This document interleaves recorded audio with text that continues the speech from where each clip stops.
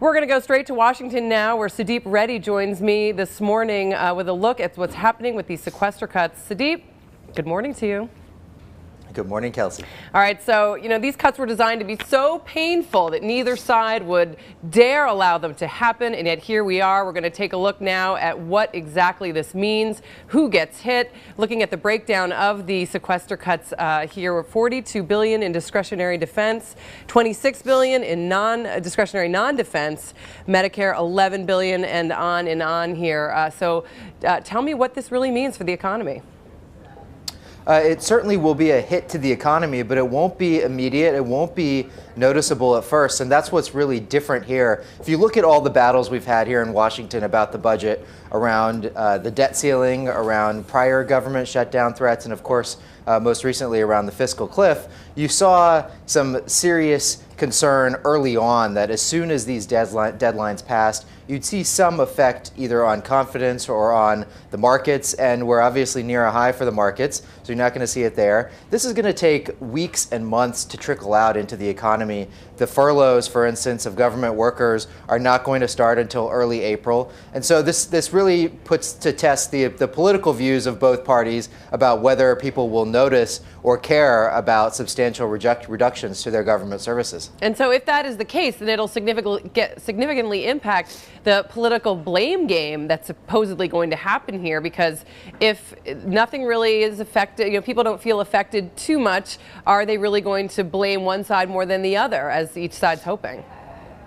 Well, a lot of people around the country are going to shrug their shoulders and say, what's all this fuss about? But if you're in a military community in Georgia or North Carolina or New Mexico, then this is going to be severe. This is going to be a huge, huge hit to your economy. It's going to be devastating to a lot of communities, and not just to the workers, the civilian workers around those military operations, but also to the car dealers, to the real estate operations. Everything around all these communities are going to be hit. And you're probably going to start noticing that in the coming weeks, even before the furloughs, because people are going to be anticipating the potential reductions in their paychecks without Washington doing that much of hope to actually deal with this. And it's interesting, Sudeep, you and I are sitting here talking about this morning. For the last weeks or months, a lot of people in the media have been talking a lot about it. And yet today, for the first time, the president is sitting down face to face with congressional leaders. How come they haven't gotten in the same room to hash this out before?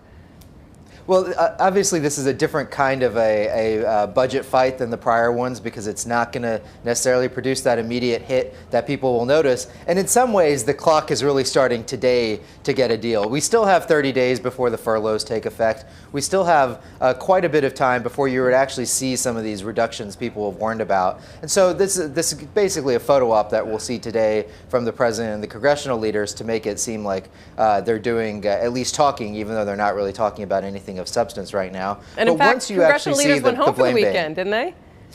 Exactly. The Congress is gone, and so they're going to be out waiting and watching to see whether there's any real effect on people from these cuts. And I'm wondering, Sudeep, do you think the American people just sort of gotten to the point where they think, oh, they'll get it done, they won't let us go over any sort of cliff or anything like that, or let the economy go down, so that I don't really have to pay attention, because I know in the last 11th hour they'll get a deal done, and yet this time it may be different, and that people may start to take notice? And what will happen then? That's a great point, and that's the great risk of this particular strategy. Every time we've gone up to the 11th hour and we've gotten a deal, and in this case, you've heard in some of the political talking points from Republicans that this is only 2.5% of the overall federal budget. It's almost 10% of discretionary spending, and so once you actually see this take effect, it's going to create a different kind of an environment, a different kind of experience for people. And we don't really know the consequences of this once it takes hold, because people are so unprepared for an actual cutting environment in the budget. All right, Sudeep, thanks so much for joining us this morning with all the information on this. We appreciate it. And of course, everybody stay tuned to WSJ.com throughout the day for more information on the sequester, and of course that meeting at 10 a.m. Eastern time between the president and congressional leaders.